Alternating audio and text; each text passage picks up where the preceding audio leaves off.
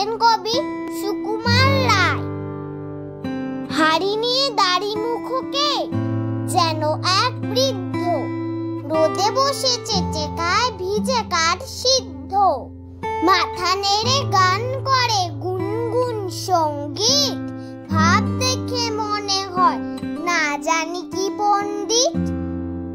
বিড়বিড় কি যে বকে, নাহি তার অর্থ। আকাশেতে ঝুল ঝোলে, কাঠে তাই গর্ত। টেকো মাথা, তেতে উঠে গায়ে ছোটে ঘর্ম।